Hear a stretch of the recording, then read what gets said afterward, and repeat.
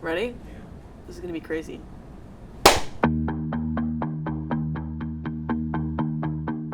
Hey. Well, hello to you. Hello. Tired, as always, but good. Very good. Happy to be here. Happy to be here. Yeah. Pleasure to have. True. I'm Roni, otherwise known as Winters, and pleasure to have, and pleasure to give, but who's asking? What do? I do a lot of things. I make music. I make like sad electronic pop-ish music, and I do it in Philadelphia, which is really fun and cool. And yeah, that's me. It's really, really fun. I think that I did anticipate my friends being really hyped about it, but I think that like enough people that I barely know have like come up to me saying that they're really into it for me to like actually know that it's like decent. Because I know that my friends are gonna like hype me up no matter what, but it's been really cool to like have random DMs from people and like people on the street sometimes, or like, you know, friends of friends of friends. So that's been really fun and really fulfilling for me. I think that the thing that any person that's just kind of making music from scratch might be fearful of is it sounding homemade. And I've gotten a lot of people saying that it sounds like songs, it sounds like actual stuff. So that's a really big compliment, because being that like I mixed it, I think that it's really cool to hear that I actually was able to make something that sounds like professional for once. Yeah, about like a year ago, I kind of just like, not really by choice, I just stopped listening to any music at all, ever. Like I kind of listen to podcasts sometimes, but I don't know, something just kind of changed. Like I went from listening to like music 24/7 all throughout the day to like not really needing it anymore, which I think is kind of healthy. I don't know what to make of it yet, but it is fun from the perspective of making music to like not have anything influencing what you're doing aside from your thoughts and your actions and behaviors and experiences. So I think that even though while I was making the album that wasn't really the case, I think listening to it and finishing it while never listening to any other music was helpful, because it was really just boiling everything down to like how I was feeling and how I could make that sound. I stopped listening to music like last year, but I started the album in 2022. So there was a good chunk of time where I was still like into music in some respect. But I don't know, I think as time went on and I realized that like these songs were ones that actually held up and that I wanted to make it into a project, they kind of couldn't get out of my head. And that was like the only thing that I felt like listening to. Your own music? Yeah. Do you listen to your own music? I do. I do also because I think that there's stuff that like, I don't know, this might sound a little corny, but you kind of don't realize that you're putting stuff in when you're doing it. Or like, it's almost like I black out and then a song appears and I made it, but I don't remember doing it. So it's fun to kind of listen back and like pick up stuff that I did like 2 years ago that I do not remember, and then go into the project and look at it and see how I did it and be like, wow, interesting. I start every song with just like thinking of a lyric and a melody. They normally kind of come together in my head at once, and I write them down, and then I kind of just keep going until I stop, and then I just let it be. Like I don't really typically rewrite. I tend to write everything in one sitting. I don't know, I think I just like the idea of something actually just coming to me in the moment, depending on where I am and how I feel, and then just setting it all down. And then because I know the melody and I know the tone, I can kind of already hear it in my head. So then the difficult part is making it sound that way production-wise, but I think the loophole that I found through these like songs on this project is the fact that I love vocal effects, and I kind of use that as someone who doesn't play any instruments. I kind of use that as not really a crutch, but kind of just as the tool in each song, and that kind of helped guide the way that they sounded in my head too. At a certain point, I think everything kind of blended together, and I knew that it was my sound, even though I hadn't put it out yet. Like it kind of came together very organically, which is really cool to see. I always give the Imogen Heap example whenever I talk to people about the vocoder stuff in particular, because Hide and Seek is like the most infamous vocoder song that I think anyone would know.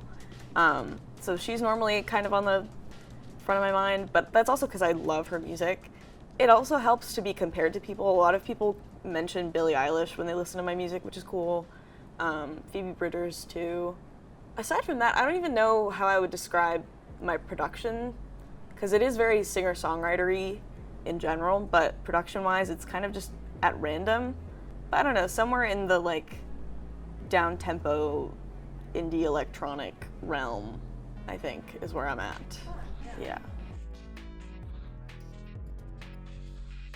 I think that these tend to be the two that everyone kind of has been mentioning, but I do think it's because like they're some of the best songs I've ever made. Desperate Measures, lyrically and sonically, is I think one of the songs that I'm most proud of that I've ever made. Mostly because it was the first song that I wrote for this project before it was even conceptualized. But I've been working on that production this entire time. Like normally, I'll write a song and then do the production and then sit on it and like let it fester for a long time and then go back to it or something. But I think Desperate Measures, I repeatedly would come back to and work on. Like I wanted to keep tinkering with it for years, and I think that that's really special. So it does feel like years of my life put into a song. But then Limerence is just like, it's like 8 minutes long, but I think it's just also the most like meaty, robust song that I've ever made or thought of. And I'm still kind of unsure of how it all came together, but it just did. And it was really, really special and really, really cool. And lyrically, I think it's fun to listen to and get all sad and emo about. But then also I think it's really epic, which is not something I would normally say about any of my songs. They're never usually like epic, but I think that one definitely like is for sure.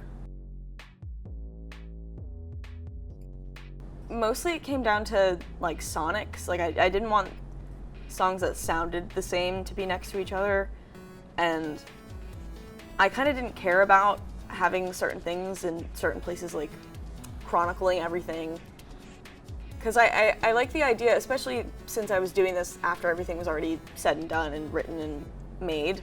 I like the idea of not having a concise storyline, because if I'm still working on these songs and I'm still thinking about what inspired them, I'm still not over them. So I think as things go back and forth, ping-ponging between like different like life events. Like for example, like Limerence is about something that happened to me at the very beginning of all of this. But it's the last track, and it's the most, insane because it's still on my mind. And it like won't ever go away. And so I think that that's really special. To answer the question, sonically, they're all kind of in a certain order, but I like that it's all kind of scattered around story-wise, if that makes sense. I'd always written songs and stuff, but when I got to college and had actual independence for the first time, I saw everything that was going on in my life completely differently. And I went through a really strange friendship that ultimately ended up with the person leaving without saying a word. And I think that really just set me off on a path of like understanding things and thinking about things in a completely new way. Because no one in my life before that had the power to impact me in that way and to actually leave. Like everyone had this independence that was kind of never before seen. So then I think it's really, every song on there is kind of just about my foray into independence and not really knowing what to do with it and how to handle it, and how that kind of impacts things as you go on, and how one event impacts another as time goes on too. Yeah, like a domino effect type of thing. The name of the album came from Desperate Measures, because there's just a line in there, and it's cars that look like beds. And I don't know what I originally thought when I wrote it, because that kind of just isn't a sentence I have ever thought of before. And I don't think I ever knew what it meant until I started thinking about it a little deeper.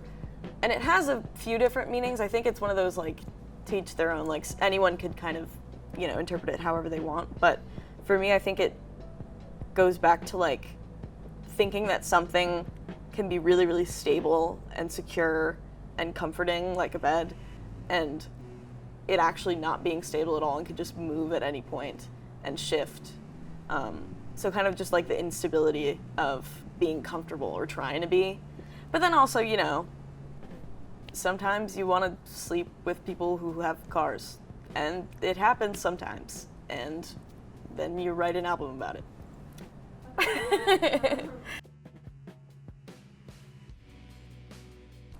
I think that amidst everything, like, I'm not kind of like a dreary person. Like, I do like humor and fun and joy, and you don't really get that from, like, most of the songs. So I think it's fun sometimes to play around with, like, being a little silly, especially if it's kind of meant to kind of shield you from actually talking about things that are important. I think that specifically, like, Daylight Savings is a song about sex, and I don't like to talk about sex, specifically me having it. So I think having that song just be like a little silly, like, like, I don't know.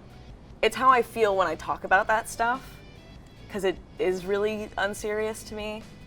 And I never really think that hard about it either. They do kind of round out the more heavy stuff, but in the moment it's just kind of like, how do I even want to address this? And the only way that I can is, like, through being a little jokester and, like, pitching my voice up like an octave and a half.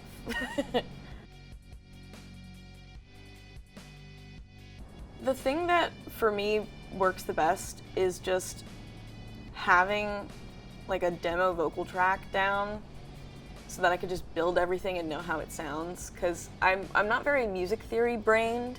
Like, even if I can hear it, I don't know exactly what the chords are and what, you know, everything kind of is.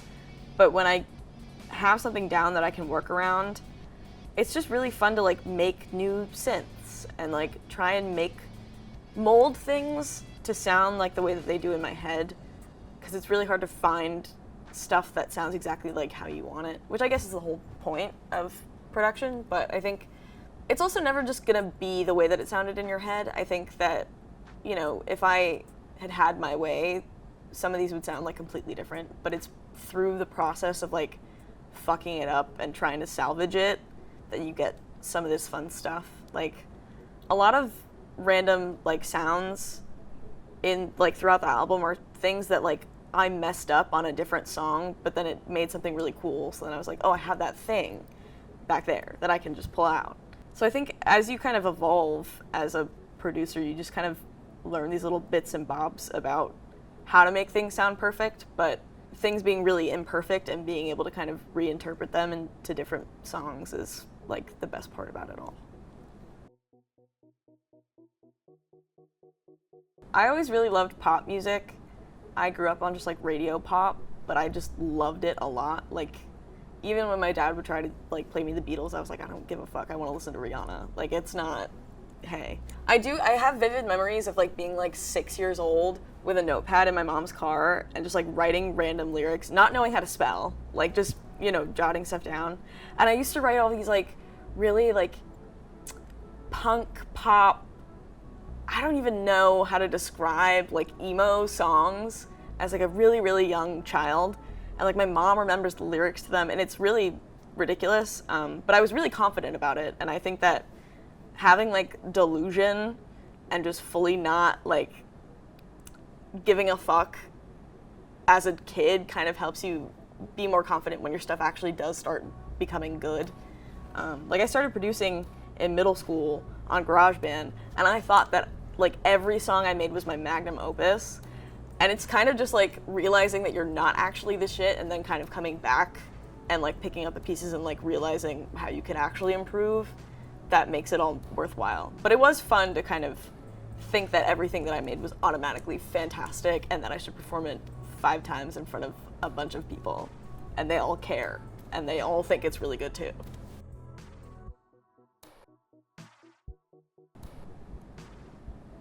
Crazy question. I don't have to answer. I have some things that are in the works in regard to this project, but as for now, I still don't listen to music, which I don't really know why I haven't picked it up again, but I think it's because I have been writing a little bit more again, and I am trying to just go off of, I'm trying to raw dog life and then write about it afterwards, and I like that practice, and I think it'll be cool to see where that goes outside of college, because now I'll like be an adult, and so hopefully that leads to some cool insights.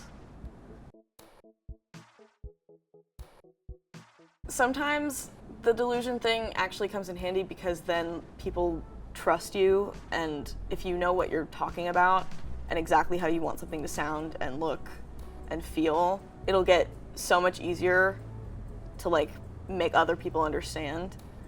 Having to re-listen to all these songs and all the lyrics and kind of relive these experiences over and over and over again while I'm like finishing everything, it's really interesting to have that sort of reflection, and I think it is really healthy because I'm not the type of person that gets over stuff easily. I, in fact, have never gotten over anything that's ever happened to me.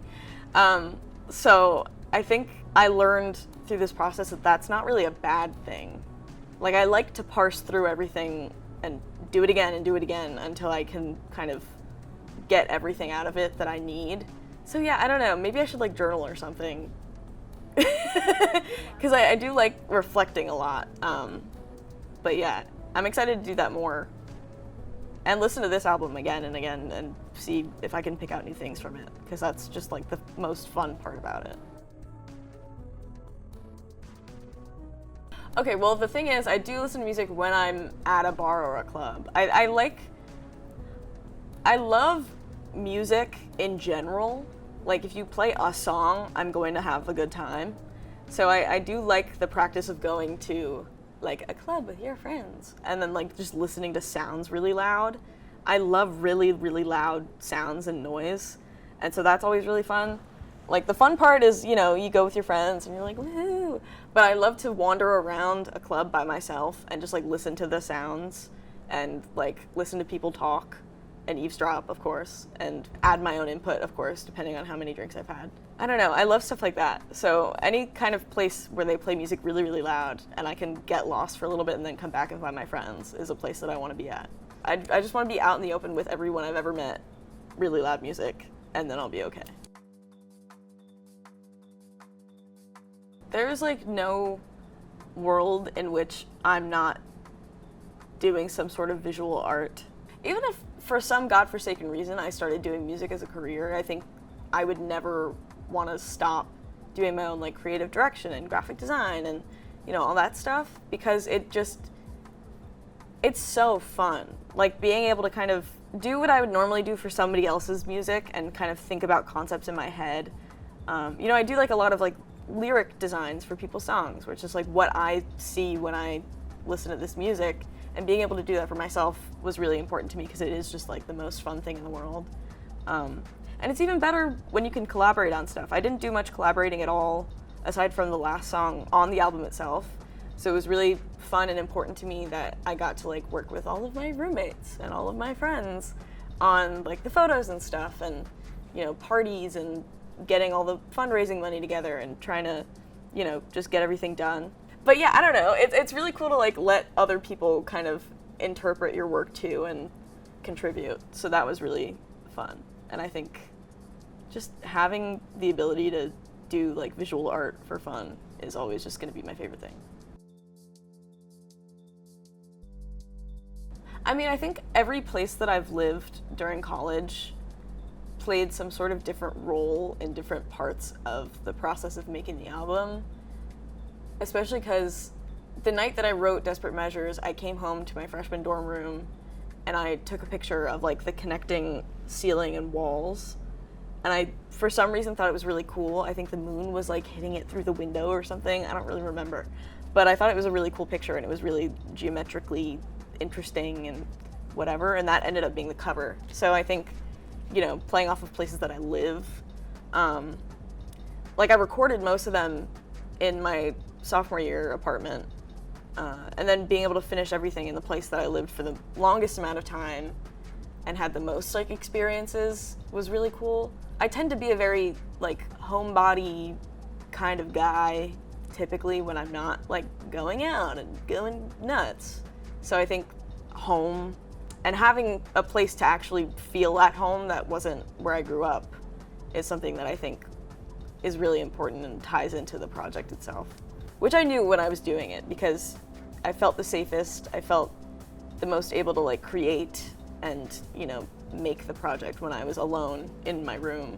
So yeah, I think that's kind of the main like motif in my brain of like places and stuff, you know. Having all of my belongings around me and feeling really safe was important.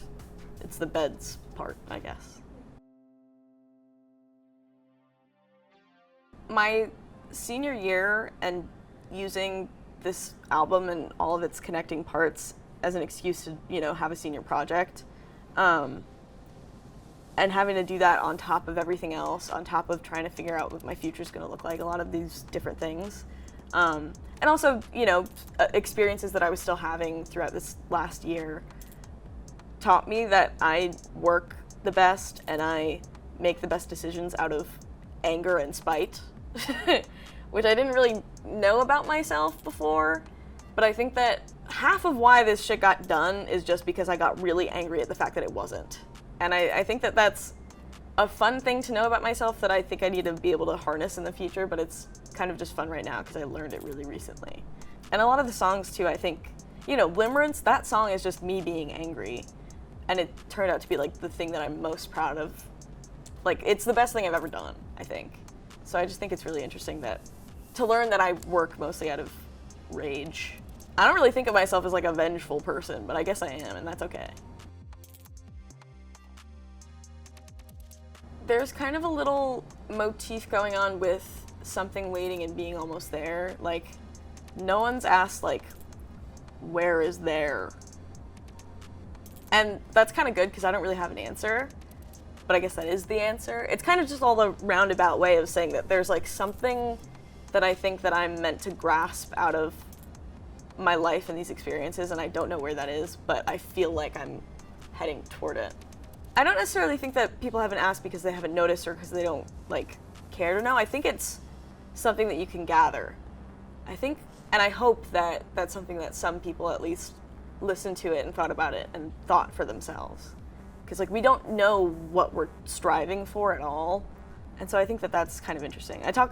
Most of the album itself and the way that I talk about it is very oriented in the past. So then it's kind of the only nod to the future that I ever really make in it.